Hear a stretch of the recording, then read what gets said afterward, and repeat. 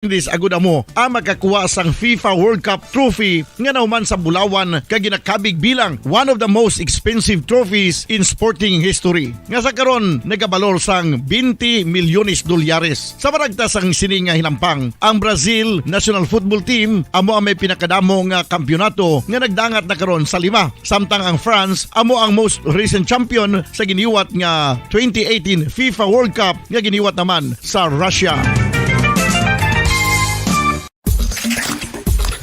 Ang vitamin D mayra sang madamo nga papel sa aton lawas. Essential ini sa pag-angkon sang good health. Ang mayor nga papel sang vitamin D amo ang pagsugo sa mga cell sa aton gut o kuntyan agud mag-absorb sang calcium kag phosphorus. Ang duha ka mga minerals nga importante sa pagpabilin nga makusog kag healthy ang aton nga tulan sa kalawasan. Buot silingon, ang vitamin D nagabuli gini sa pag-absorb kag pagpabilin sang calcium kag phosphorus sa aton lawas. Our heart, muscles, and nerves also need calcium to function properly. Sabahin naman sang phosphorus. Ang main functions ni amo ang pagporma kag pagpatubo sang bones and teeth. Kung kulang naman kita sa vitamin D, mangintunaan ini sang pagdevelop sang pila ka seryoso nga mga balatian kaangay sang osteoporosis, cancer, depresyon, muscle weakness, kag manginhalinan sang kamatayon kung lala na ang balatian.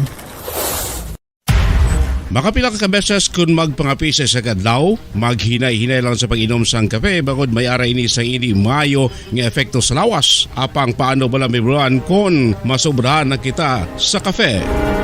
Nahibaluan nga ang 400 mg sang caffeine o kung kapin-4 katasa sang brewed coffee sa isa ka adlaw ang makabig pa nga safe para sa pila ka mga healthy adults. Apang dapat naman ini nga haganaganon kung makabatyag na sa mga sintomas nga nagapahibalo nga nasubrahan ka na sa kape. Ini ang ginalakipan sang pagsakit sang ulo, hindi makatulog, anxiety, kag masami nga ginanerbiyos kalakip na ang paglingin sang ulo, pagka-irritable, masami nga pagpangihi, pagpalangurog sang unod, kag pagdasig sang kuba-kuba sang dughan. Gani mga kabombo, hagan-hagan lang sa kape.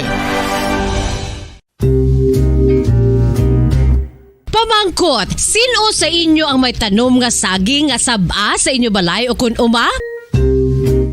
Kagkaangay sang halos kalabanan, paborito man bala ninyo ang saba nga saging? Nga wala labot pwede makaon kon fresh, luto o kon bisan hilaw pinaagi sa pagtanok suni. Paborito ini naton nga snacks kun imuon nga banana Q, banana chips, crisp banana fritters o kun turon, namit man ini prituhon plus ginahimo man ini bilang ketchup, banana ketchup. Kag ang luto nga saba ginalunod ini sa mga potahe kaangay sang pochero. Yum yum. Well, sa mga utod naton dira nga hindi kumpleto ang ila adlaw kung hindi makakaon sang luto nga saging nga saba, good news! Bangod tuman kadamo gali ang makuha naton nga benepisyo sa pagkaon sang saba nga saging. Ang saging nga saba ang mahimo matawag Cardava banana. Gina-classify ini botanically bilang Musa acuminata ex balbisiana, isa ini ka hybrid cultivar nga native diri sa Pilipinas. Ginatawag man ang saba bilang praying hands. Bangod daw kaangay sang mga kamot nga nagapangamuyo ang kortes ni. Yari ang pila ka mga surprising health benefits nga mahatag sang saba nga saging. Number 1, manggaranon sa potassium ang saging nga saba nga kinahanglan sa aton lawas para sa pag-function sa mga nerve cells kag muscle cells. Kalakip na diri ang aton nga korason. Mas sa minaton mabatian nga kung daw malupog ang isa ka tawo, bangod nagapalang luya ang iyang nga mga tiil kag tuhod, ginapakaon ini sang saba nga luto. Ang Cardava banana naghatag man ini sang mineral nga importante sa pag-regulate sa aton blood pressure, fluid balance kag makapaayo man sa aton nerve and muscle function. Uy, agud nga mapaiway ang pagbatsyag sang muscle cramps kada tapos exercise, magkaon sang saging nga saba to avoid cramps. Manggaranon man ang saging sang vitamin C kag B6. Kalakip na ang magnesium, potassium kag magnesium rich nga saba banana makabulig sa aton lawas to regulate healthy heart rate besides lowering blood pressure. Ang isa ka tawo nga palakaon sang saba nga saging nagalubo ang risgo nga magkabalatian sa korason. Sa karon nga may pandemic, mapuslanon gid ang pagkaon sang saba nga saging bangod napamatud-an nga makapaboost ini sang immunity bangod sang ginaangkon nga high concentration sang vitamin C. Sa pagpamahaw kun aga upod ang pagkaon sang saging, makapa-kickstart ini sa aton nga immune system kag makaamlig sa aton nga lawas batok sa mga infections, dala na ang pagpabakod sang antioxidant sa aton nga lawas. Gani wala labot sang apple, mahimo man mahambal. A banana a day keeps the doctor away and does your body a bunch of good.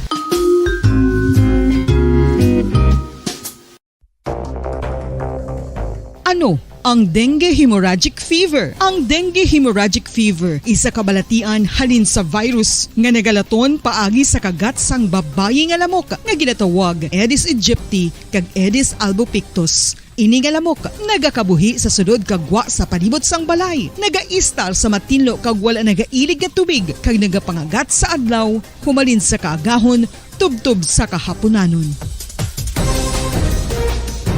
Paano makaangkon sang dengue ang isa ka tawo? Kung ikaw ang makagat sang lamok nga nakasuyop sang dugo sang pasyente nga may dengue. Kung ikaw ang makagat sang lamok nga halin sa pagkaitlog may dala nga virus. Ano ang mga palatandaan o kung sintomas sang dengue? Hinari nga hilanat nga nagadugay sang duha, tubtob 7 ka adlaw, bleeding o kung pagdugo sang ilong, panit o kung baba kag pagsuka o kung paghigko nga may dugo, sakit sang ulo, pagpalangluya, pagdula sang gana sa pagkaon, sakit sa tiyan kag pagpalanakit sang tutunan, pagpalamula, rashes, shock, pagpalangyami, pagpalamugnaw, pagpalanglapsi, pagpalangitom, pagdasig apang mahina nga pulso, pagkalipong, pagsalasala o kon delirium. Sa karon nga uso naman ang dengue kag nagasugod na ang tigululan, ginapanugyan sa tanan nga magpanglimpyo sa aton palibot kag ugsaran, pakulbon o kon pangulaon ang tanan nga mga suludlan o kon bisan ano lang dira nga may stagnant o kon nagsupot nga tubig, agud matapna ang pagbreed sang mga lamok. Pahanumdum, nagikan sa Bombo Radio Bacolod. Basta Radio, Bombo!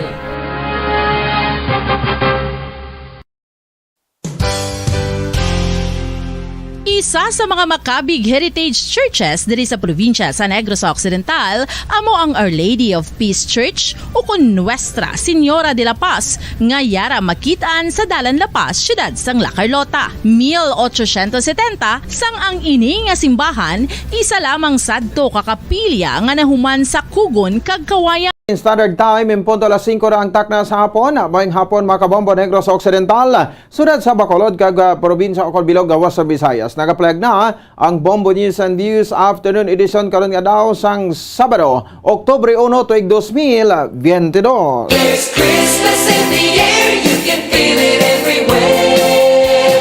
Sa aton sa ring Christmas countdown, may nabilin 85 dias na lang Pasko na kakaron. Dito na kita sa aton sa ring mga headlines sa closure sang Dalan San Juan sa kini sa Bacolod Public Plaza halin alas 4 sang hapon tugtog alas 3 ang gagahon. Nagsugod na subong hapon. Mga nag-aarkala sang kiosko sa palibot sang Bacolod Public Plaza nagpabutsyag sang ilahibo bunot sa mga organizers sang Mascara Festival. Mga LGU sa Negros Occidental naghahanda na para sa maskara sa paraan nga hiwaton sa Paraan Park and Stadium. Mga tenants sa Manokan Country naglagas sa pagbayad sang 20,000 pesos sa city government agud hindi pagsiraduhan. Mga residente sang Silay City nga nagbatsyag sang kolera lunsay nakagwa na sa hospital. 18 ka mga empleyado sang Provincial Disaster Management Program Division ginpanaugan sang show cause order bangod sa pila ka kapaltahan. Agkaron mga kabombo, ito na kita sa mga detalye. Kami ang inyo mga tagbalita. Bombo Glory Faith El Shario. Kaga ko naman si Bombo Ponce Espino. Nagsugod na subong hapon ang rerouting sa masalakyan nga nagalabay sa Dalan San Juan sa tupad sa Bacolod City Public Plaza kadungan sang Mascara Festival. Santo sa rerouting plan nga giprepara sa Bacolod Traffic Authority Office, may pagbag-o sa ruta nga labayan sa masalakyan sa Dalan Lacson, Bacolod Public Plaza kag Bacolod City Government Center nga napilian bilang festival sites. Suno sa kay Bitaw Head Police Major Junji Liba sugod subong hapon sirado ang dalan San Juan halin alas 4 sang hapon tubtob alas 3 sang kaagahon gani ang masakyan ang magadulhog sa SM City. Bukas naman ang dalan San Juan sugod alas 3 sang kaagahon tubtob sa alas 4 sang hapon. Ang road closure ang nagsugod subong Oktubre 1 tubtob Oktubre 23 bangod sa Food Festival kun hapon tubtob sa gabi. Magkambyo o kon magkambyo naman ang rerouting scheme sa street dance and arena competition sa Oktubre 23. Ang masakyan naman nagikan sa east ang tubtob lamang sa dalan Doksin. Kag balik naman ang ila point of origin sa bahin sang amo nga mga natalana nga adlaw. May close ang palibot sa plaza. So, ang rerouting tayo sa, of course, malikaw tanan sa plaza kasi before natin nga mga like punta tayo dire na sa malibot sa Aranita going to Gatuslaw and then malibot sa plaza, no? While mga mandalagan like bata may aragi naman na sa San Juan. So, this time, bali mariroute na sila dito na sa Tanan Magi sa SM on Badulog to.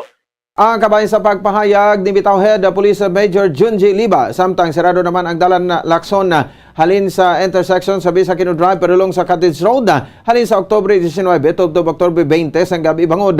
Butangan ini sang stage gani i-reroute ang masalakyan sa dalan Aguinaldo nga himuon nga one way. Sirado man ang dalan sa palibot sa Bacolod City Government Center sa Oktubre 22 halin sa dalan Burgos padulong sa Doña Juliana. Ang halin naman sa north ang tubtob lamang sa dalan Burgos kag mangita ini sang Lutsan agud nga makapadulong sa sur. Ang electric maskara sa Oktubre 22 sang gabi halin alas 6 sang gabi tubtob alas 9 sang gabi ang magasugod sa Upper East kag magalibot sa BCGZ pabalik sa Upper East. Samtang disappointed ang mga nag-aarkila sang kiosko sa palibot sa Bacolod City Public Plaza bangod sa atrasado sa paghanda sa mga structure nga sila man ang naghimo kag sila man ang naggasto. Sa interview sa Bombo Radio sa negosyante nga nagapangalan lamang kay Jason, 8 by 8 feet ang kalaparon sang structure sa Public Plaza kag may arkila nga 25,000 pesos samtang 10 by 10 feet naman ang land area sa mga kiosko sa Bacolod Government Center nga may kaangay man nga arkila. May dugang man sila nga gasto bangod kawayan lang ang gin-provide sa syudad kag ang tenants ang nagpahimo sang kiosko. Bangod sini nagahingyo ang mga tenants kung mahimo mapanubuan ang arkila.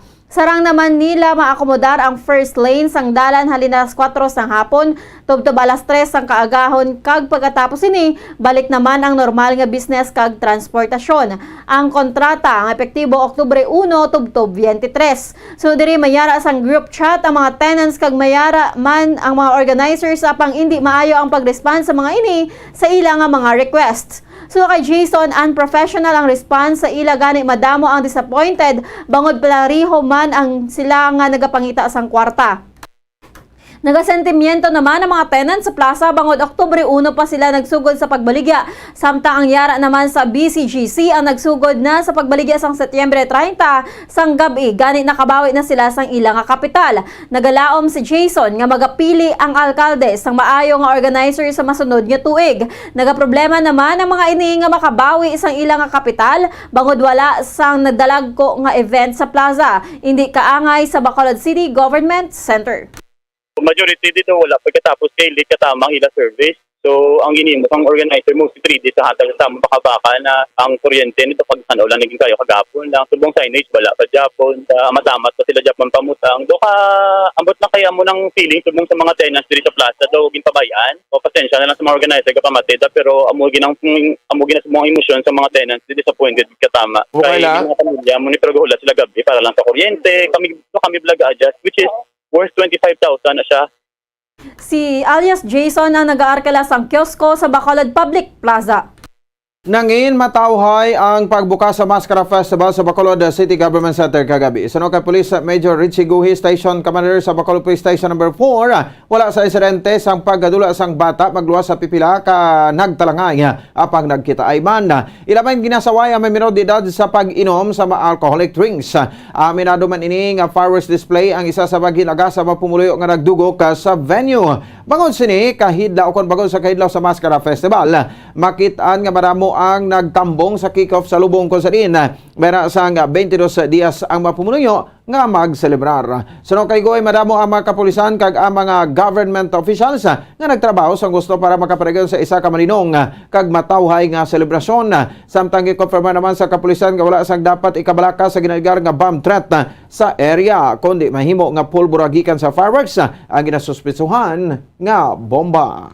Ma-prevent naman ng mga ilinom skilid-skilid talaga mga kabataan idlaw ng mga pumuluyo na mag-participate sa mga tanan activities sa maskara. Ang kabahin sa pagpahayag ni Police Major Richie Guhi ang Station Commander sa Bacolod Police Station number 4. Ginpahayag ni Negros Occidental Provincial Administrator Attorney Ray Fernando Diaz nga handa na ang mga local government units sa patigayunon nga maskara sa Panaad Park and Stadium sa Barangay Mansilingan nga pagpakig-upod ang Kapitolyo sa ginapatigayon nga Maskara Festival. So kay Diaz, ginalantaw man sa karon ang budget nga pag-usaron ang financial assistance nga paggagamitan sa aktibidades, makitaan man nga mayara sila sang food parade kaangay sa lakbayanihan nga programa. Ginahulat ang project proposal sa mga LGUs no kay Diaz kay ginalauman nga mahatagan si Governor Eugenio Jose Bong Lacson sang authority kag mapirmahan ang Memorandum of Agreement sa madason nga semana. Mayara sang 100,000 nga pesos nga subsidy ang igahatag sa LGUs nga magpatigayon sa maskara o kon pagagamiton sa maskara sa Panaad. Gani ginalauman nga ma-release on time ang budget para magamit sa Oktubre 10, 2016 nga mga aktibidades. Over 10 to 16 pata, no? Subong ang mga LGUs sige na improve sa ilang mga booths, no? Photos, reports have been submitted to me and almost tanan man nga LGUs ang nagaprepara sa ilang mga booth. Ang aton nga financial assistance ilang 100,000 I think is nila may pabusaron para sa pagpakayo, no? But sa ilang burong day activity itself. Si Negros Occidental Provincial Administrator Attorney Ray Fernando Diaz. Duha sa 17 ka miyembro sa Moroccan Country Vendors Association ang wala na kay ngagaw sa deadline sa pagbayad sa city government sang nakasugdan na ang 20,000 pesos nga balaran tubtob kahapon Setyembre 30. Suno kay David Montoya, presidente sa Moroccan Country Vendors Association, gipahayag sang chairman sa Committee on Markets and Slaughterhouses si Councilor Celia Flor nga sa 17 ka miyembro mayara sang arrears 15 lamang ang nakabayad sang 20,000 pesos kag mahimo man may isa o kun duha ka tenant nga wala nakabayad subject for verification. Una na nga ginpahayag ni Mayor Alfredo Benitez nga sugod sa Lunes ipasirana ang mga stall sa Moroccan Country nga wala na bayaran sang tenant. Gani naghinyo si Montoya nga magbayad sa Gileon para nga hindi sila mapasira sa Lunes. Samtang ginaligar nga isa sa duha ang nakaigangaw sa pagbayad. Santo sa kasugtanan ang 20,000 pesos ang nga balayran tubtob sa Setyembre samtang nabilin nga 20% sa kabugusan nga arrears ang bayaran sa tenant tubtob sa Disyembre 30. Wala ka bayad, ma'am. Amon ablam daw kinuno man ni consular pag meeting namon sang Friday. So ato man to sila ta ma'am kapamati kung palon man na sila kon sino wala man amuno si consular kon sino sa duwa. Kali makadto pa gani kami ma'am sa kwan sa hindi siguro karon. Kay mapirma kami to sang certification kag arrangement namon sa payment. Si Mr. David Montoya ang presidente sa Moroccan Country Tenants o Vendors Association. Nagdangat na sa 5 ang kaso sang kolera sa syudad sang Silay diri sa Negros Occidental apang kontrolado na ang mga ini. So kay Major Judith Gallego, outpatient na ang 4 ka pasyente magluwas sa una nga 88 anyos nga lola nga nagtaliwan sang Setyembre 22. Ang cholera cases ang na-record sa Ginhalaran, Lantad kag Barangay Ilopez. So kay Gallego, ang mga pasyente man lang ang nagbatsyag sang diarrhea kag wala man ang iban sang miyembro sa ilang pamilya. Padayon naman ang monitoring sa kalidad sa tubig sa ilang nga ginagamit. Sa karon wala pa nagpagwa ang resulta o kung ang sang laboratory test nga ginpatigayon sa Department of Health sa mga water samples. Ginapasiguro naman sang Silay City Health Office nga matinlo ang pagkaon nga ginabaligya sang ambulant vendors, ilabi na ang mga street foods. Bangod mayara man sang sila bangod mayara man sila nga sanitary permit. Nagapila naman ang mga alkalde sa mga silay nun nga pabukalan gid ang tubig antes imnon agud mga masiguro ngayon ni ang hiluway sa aton ikaayong lawas. 18 ka mga personnel nga assigned sa Provincial Disaster Management Program ang ginpanaugan sa Provincial Legal Office sa Syukos Order bangod sa pila ka mga kapaltahan.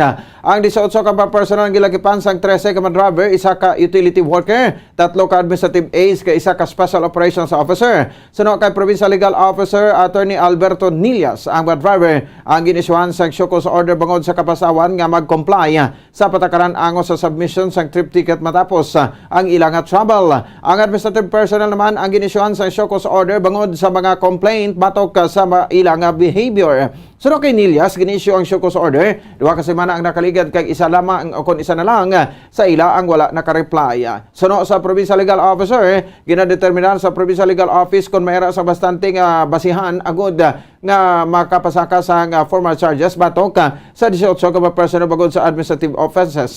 Ginutoy sa nasambit nga tikang suno kay Nillas nga ma-improve ang serbisyo sa mga empleyado, kay masiguro ang accountability sa mga empleyado. Santo sa pulisa, ang trip ticket ang dapat nga ginahanda antes sa pag-travel apang ang mga driver ang nagasubmit sini masobra isa ka bulan matapos ang ila nga pag-travel. Nakahatag naman sa ng ila sa BAT, and then subong gina-resolve na namon ang mga evidence na gin-presentar, whether or not kailangan itagaan sila, i-formal charge sila no, for administrative offenses. Actually, ang natabo na gabi ay sila ulihi ang trip ticket gaabot, so wait nakabalo kung ano na lang matuod so kinanan tagid do irregular gid balahaw, so tagid i-check tagid no. Ang kabahin sang pagpahayag ni Negros Occidental Provincial Legal Officer Attorney Alberto Nillas. Kag sa katapusan nga detalye sang balita, dako panganay priso nga may dalang armas kag napatihan nga shabu sa ginpatigayon checkpoint sang Valladolid Municipal Police Station sa Purok Masagana, Barangay Bagumbayan, Valladolid, Negros Occidental sang Huwebes sang hapon. Ginkilala ang nadakpan nga si Junior Ray Pinalba, 34 anyos, residente sang Purok Tanolo, Barangay Pilar, Hinigaran. Nagapatigayon sang checkpoint operation ng kapulisan sa nadakpan si Pinalba, sakay sa iyang motorsiklo kag nakuhaan sang isa ka homemade caliber 38 revolver nga may 6 ka mga bala, 3 ka sachet sang ginapatihan nga shabu nga nagabalor sang 10,200 pesos. Kag si Pinalba ang nakahunong na sa karon sa Valladolid Municipal Police Station kag magapangatubang sang kaso nga paglapas sa RA 9165 o Comprehensive Dangerous Drugs Act of 2002 kag RA 10591. Oras sa Bombo Radio Bacolod, Philippine Standard Time, 15 minutos sa kaligid sa taknang alas 5 sa hapon. Mga kabombo, antes pa man kita magtakop, ato na panabalikan ato sa ring mga headlines. Closure sang dalan San Juan sa kilid sa Bacolod Public Plaza, linas 4 sang hapon, tublas 3 sa kagahon, nagsugod na subong hapon. Mga nag-aarkela sang kiosko sa palibot sa Bacolod Public Plaza, nagpabutsyag sang ilahi bumunot sa mga organizers sang Mascara Festival. Mga LGU sa Negros Occidental naghahanda na para sa maskara sa Paraad ngahiwaton sa Paraad Park and Stadium. Mga tenants sa Manukan Country naglagas sa pagbayad sang 20,000 pesos sa city government agud hindi pagsiguraduhan. Mga residente sang Silay City nga nagabatsyag o nagbatsyag sang kolera, lunsay nakagwa daw sa hospital. 18 ka mga empleyado sang Provincial Disaster Management Program Division ginpapanaugan sang show cause order bangod sa pila ka kapaltahan. Oras sa Bombo Radio Bacolod, Philippine Standard Time, 16 minutos sa nakaligid sa takdang alas 5 sa hapon. Mga kabombo, inyo nabatian ang kabugusan nga pagbalita sang Bombo News and Views Afternoon Edition karon nga daw sang Sabado, petsa 1 sa bulan sa Oktubre tuig 2022. Kag kami ang inyong mga tagbalita. Bombo Glory Faith El Shario. Kag ako naman si Bombo Ponce Espino. Nagapasalamat sa popono pagpamati para sa pambansang radyo ng Pilipinas. Consistent overall number 1 sa Bacolod. Basta Radyo! Bombo! Standby na sa Bombo Report sa Afternoon Edition. Upod sa kay Bombo Gracelyn Lobaton. There's Christmas in the air, you can feel it everywhere. Tag sa ato sa ring Christmas countdown, may nabilin 85 dias na lang. Pasko na. Kag sa ato sa ring Bombo News Analysis. Sagip pa nila sa isa sa moko detag para matisang Bombo Radio Bacolod. Inigin basa ni Bombo Daniel Lecciones may tigulo, pedestrian, kag pedestrian lane.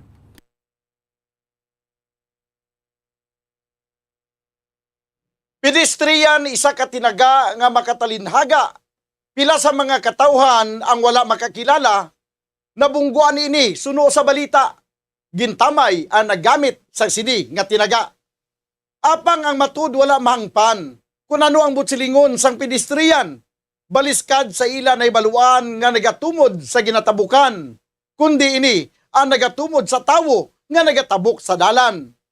Inileksyon sa kadamaan nga antes magkomento, hibalo na anay ang insakto, agud hindi magwa nga kaangay sang palta espiritu nga kon magkomentar do sa kapiho.